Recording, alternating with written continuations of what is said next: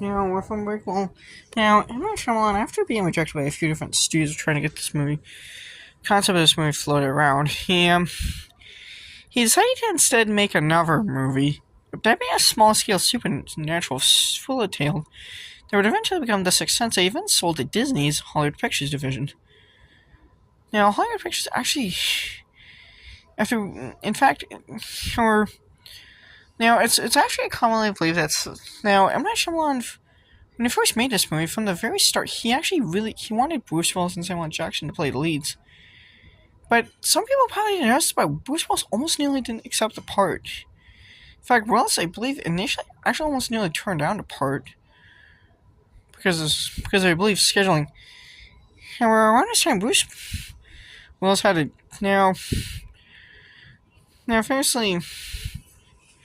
Now, whenever Ashton conceived Unbreakable, he always wanted to cast Bruce Willis and Samuel L. Jackson as David Dunn and Elijah Glass, Elijah Price, respectively.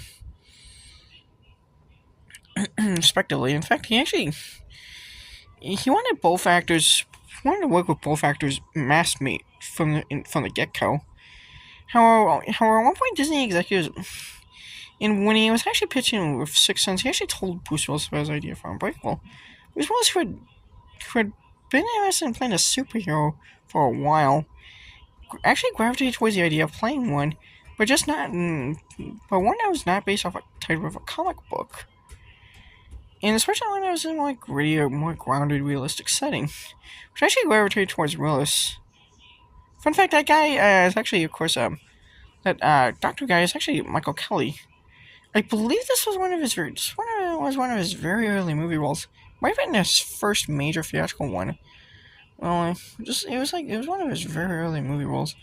One of his very early movie roles. It might kind of one of his first.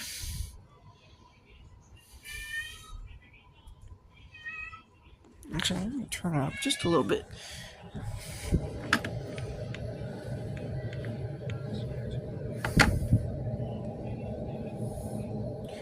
Now, another fact with this movie is that this movie was actually also.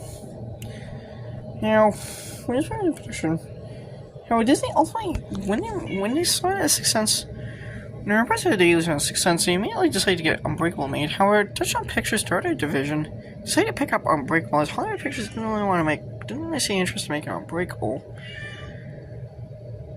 As that studio wasn't interested in making a superhero movie, so Touchdown Pictures was. And talk about more.